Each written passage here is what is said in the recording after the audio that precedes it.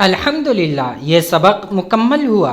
आप इस वीडियो को बार बार लूप करके सुनें ताकि सबक अच्छी तरह से समझ जाएं। अगर आप चाहते हैं कि इंग्लिश में मजबूत हों तो हमारे चैनल को सब्सक्राइब करें, शेयर करें, लाइक करें और उम्दा सा कमेंट करें। पढ़ते रहें, लिखते रहें, समझते रहें, बढ़ते रहें, तरक्की करते रहें।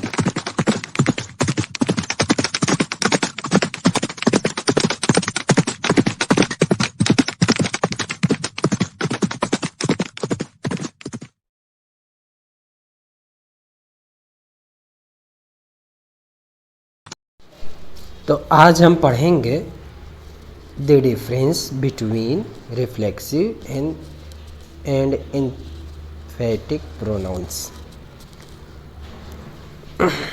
कल हमने पढ़ा था रिफ्लेक्सिव प्रोनाउन ज़मीर माकूस क्या होता है।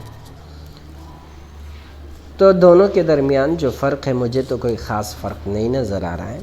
सिर्फ तरकीब में कंपाउंड में सेंटेंस के है ना सीक्वेंस में सिर्फ एक फ़र्क नज़र आ रहा है कि रिफ्लेक्सिव में लास्ट में यूज़ होता है प्रोनाउन, और जबकि एम्फेटिक में डायरेक्ट सब्जेक्ट के बाद होता है।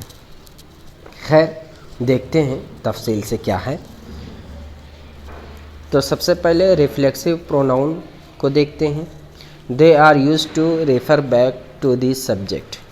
ये सब्जेक्ट के पास ये मफ़हूम वापस लौट कर जाता है। इन दी सेम सेंटेंस और सेम क्लॉज, सेम सेंटेंस और सेम क्लॉज में, एक ही जुमले में या उसी जुमले के एक शिक में मफ़हूम की मज़ीद वजाहत करने के लिए इस्तेमाल होती है। दूसरा क्या, they are an essential part of a sentence, कि वो एक सेंटेंस का एसेंशियल पार्ट होता है, जुमले का ज़रूरी हिस्सा होते हैं। They are used as the object of a verb, और ये वर्ब बनते हैं, है ना। हाँ, वर्ब ये ऑब्जेक्ट, ये किसी भी वर्ब का ऑब्जेक्ट बनते हैं। एग्ज़ाम्पल क्या, एग्ज़ाम्पल ये है, I have arranged it myself, मैंने ख़ुद उसका इंतज़ाम किया। Karima cleaned the room herself, Karima ने ख़ुद कमरा साफ़ किया। She has open the box herself, उसने खुद ही डब्बा खोला। We spoke to him ourselves, हमने खुद उससे बात की। They have never done it themselves, उन्होंने खुद कभी नहीं कहा। The student have gathered here themselves, तलबा खुद यहाँ जमा हुए।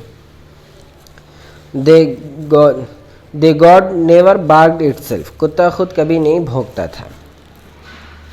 The boy has done all the homework himself, लड़के ने सारा होमवर्क खुद से ही कर लिया। अब आइए देखते हैं एम्फेटिक प्रोनाउन में ज़मीर ताकीदे में क्या फ़र्क है ना। तो इसका भी वही सेम है, जो सेम है वो क्या, they are used to refer back to the subject in the same sentence और सेम क्लॉज, के सेम सेंटेंस सेम क्लॉज में, है ना, वो एक मफ़हूम की वजाहत के लिए आते हैं। दूसरा वाला जो है वो ज़रा अलग है और तीसरा अलग है। तो उसमें पहला क्या है, they are a non essential part of a sentence, के ज़मीरे एम्फेटिक प्रोनाउन जो होते हैं वो सेंटेंस का ज़रूरी हिस्सा नहीं होते। Number 2, they are used right after the noun, they are emphasizing, के उस नाउन के फ़ौरन बाद यूज़ होते हैं ये सेंटेंस में जहाँ पर हमें ज़ोर डालना है ना, चाहे वो कोई भी नाउन हो, सब्जेक्ट का हो या ऑब्जेक्ट का। ये तो अब इनकी भी एग्ज़ाम देख लें। जैसे I myself have arranged it, मैंने ख़ुद इसे किया है। Karima herself cleaned the room, Karima ने ख़ुद कमरा साफ़ किया। तो करीमा यहाँ नाउन है और उसके फ़ौरन बाद हर सेल्फ लाया है, ये बात। तो गोया ये कि सब्जेक्ट में ज़ोर देने के लिए ऐसा किया है। और she herself has open the box, उसने खुद ही डब्बा खोला। We ourselves spoke to him, हमने खुद उससे बात की है। They selves themselves have never done it, उन्होंने खुद कभी नहीं किया। The student themselves have gathered here, कि स्टूडेंट यहाँ पर खुद जमा हुए। The students themselves have gathered here. The dog itself never barked. The dog itself never barked. The boy himself has done all the homework. लड़के ने सारा homework खुद किया है।